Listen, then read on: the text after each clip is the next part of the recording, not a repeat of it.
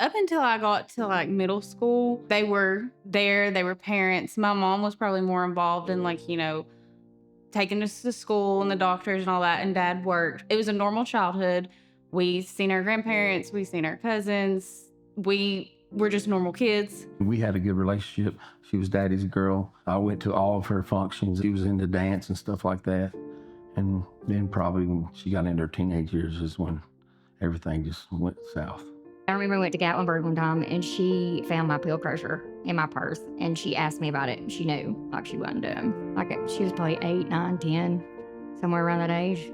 When I found that, I was just shocked, I guess, and it kind of just got shrugged off. And I really didn't have a relationship with my mom or my dad from that point forward because I just held that resentment. I knew it was going on, but there was like nothing could be done about it because they were putting on a show that everything was fine. Like, they were functioning, but there was definitely probably from that point forward more like just arguments and overall like not any peace in the household. They started using methamphetamine.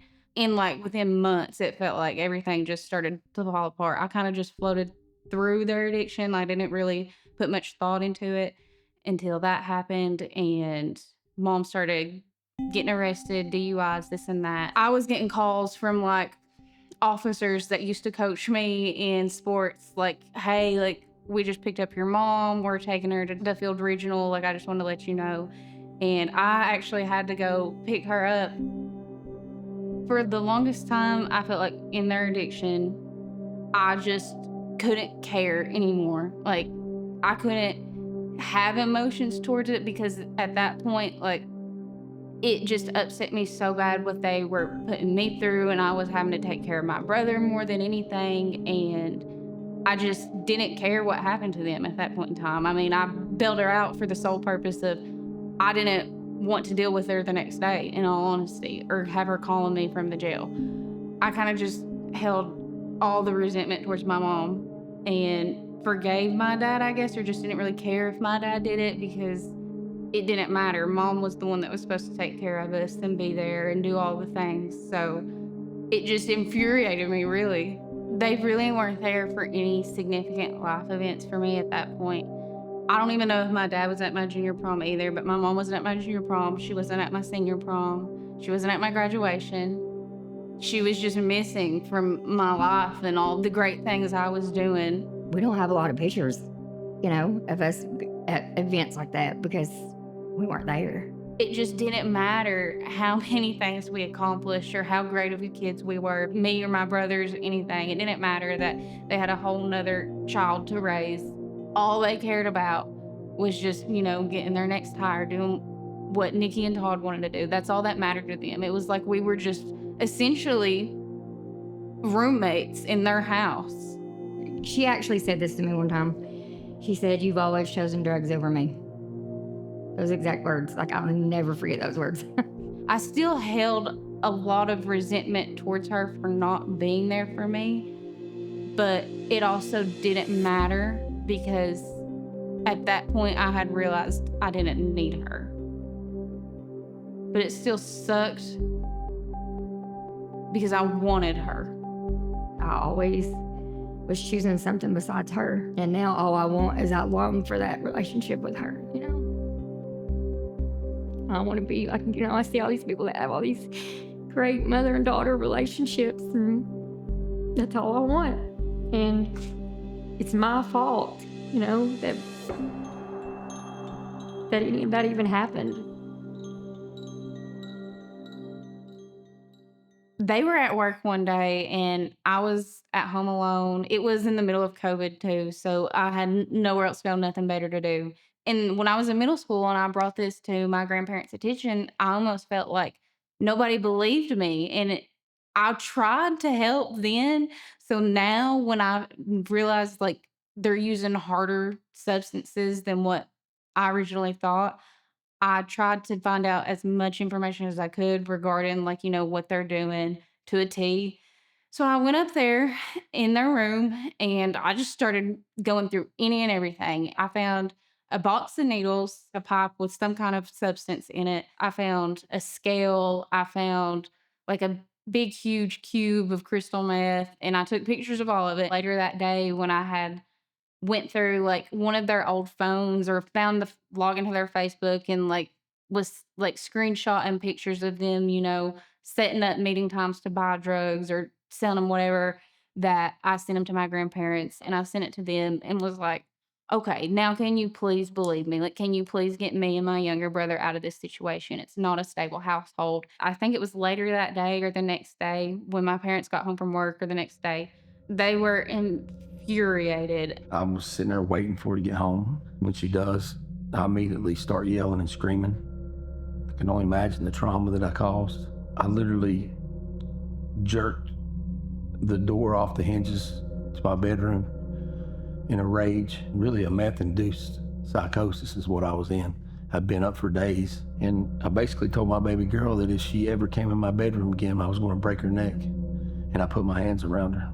And I just remember looking in her eyes, and she was scared to death. I mean, I'll never forget it. I mean, honestly, I was in disbelief that something could overtake my father, who helped bring me into this world, that any type of substance could overtake him that much that he was willing and could cognitively say to me that he would kill me, his own daughter.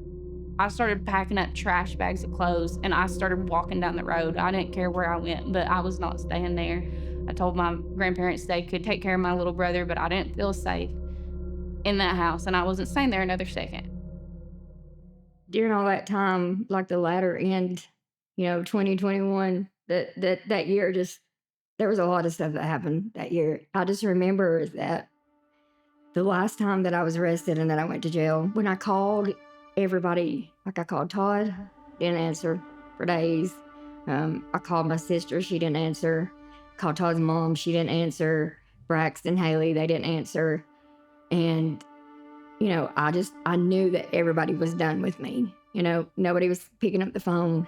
Nobody was bailing me out like they had been. I was sitting there in jail for 10 days without talking to anyone. Nobody answered my phone call. Like I had no hope, of anything. Like, I knew my marriage was over. There was no way that in my mind, that it could be restored. No way at all. And I thought that I just really didn't have anything else to live for, like my kids weren't talking to me. I knew I'd embarrassed them. And really, I was scared. I thought I was going to prison. I did stop speaking to both of them, and there was a point in time I really could not care less if they were dead or alive. The last time my mom got arrested, I think I maybe answered one phone call from her. I think that was one of the times I told her, like, you're always going to choose this over me, so I'm choosing me over you. Like, I'm sorry that, you're in jail and you want us to come get you, but I'm not coming to get you just for you to return back to the same lifestyle. These are the choices you've made, and this is where it's led you, so it's up to you now. Like, if you want to get better, if you actually really, truly want to find a facility, anything, or choose just for yourself in that moment to stop using drugs and have a relationship with me, then maybe we can talk. But until then, like, I'm sorry, but I won't be speaking to you. And then with my dad, him going back and forth between, recovery programs or saying he was clean and then not really being clean. I think I wanted to believe him so much that I did, even though I knew in my heart that he was still using. So I remember Dad broke down on me one day and he told me, like, at that point, he didn't care. Like, he's like, I hear you, and like, I get you want me to choose you, but I just don't care. And I was like, okay, then I just don't care either. Here I have my 16-year-old daughter begging and pleading me. All she wants me to do is quit using drugs. And she came clean and told me how she felt, that I'd robbed her of her teenage years. I had. I'd robbed her of everything of her being daddy's girl. Her mom was gone. She pointed out, I'm by myself. You've robbed me of the best years of my life. I've not been able to be a kid in high school. I was sitting, I'll never forget, my hometown, getting ready to use methamphetamine. And as I'm using that methamphetamine, I'm just gonna say it was the Lord. I didn't know, I thought it was a coincidence, but something told me, this is what popped in my head, man, Brandon Parsons. I didn't even really know about the Eagles Nest. My son had worked for him painting. I knew Brandon had came to a rehab, but other than that, I didn't know nothing about no rehabs. I wasn't interested in rehab prior to this day. Brandon Parsons comes to my mind, and that was my low. And I said, I got to do something, and that's when I called.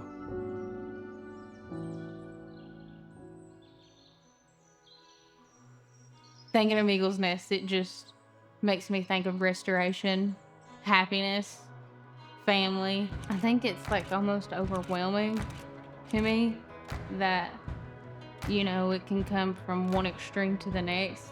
Like, I just couldn't be happier with my family's life right now. They've poured a lot into it, to Todd and myself, like individually and as a couple. I've got a lot of healing here. I've learned how to, be a wife. I've learned how to, be a mother. I've learned how to forgive myself. And I've learned how to, forgive Todd. Family recovery played a big part in that. The Eagles Nest is the key component to it all, because they get you a foundation in Christ, and they help facilitate and do everything in their power to get the restoration of what your heart's desires are. Now, God ultimately works those things, but it cannot be done without the Eagles Nest and its leadership team and its elders who have made this happen. I'm so thankful that they finally, figured it out and got it right. Not for me, but for them, for my little brother. But it's just hard for me to imagine, like, there was a time now that I didn't want to be anywhere around them, that I hated them, because I love them so much and I'm so proud of them. Like, they fill my heart with so much joy now. And they offer me so much advice for things like I struggle with, and help me with my own personal walk with the Lord that I struggle with. It's honestly mind-boggling, because they're completely different people. And I don't know if maybe this is who they were before substances consumed them, but I just really love the people they are now. Like, it's great. It's awesome.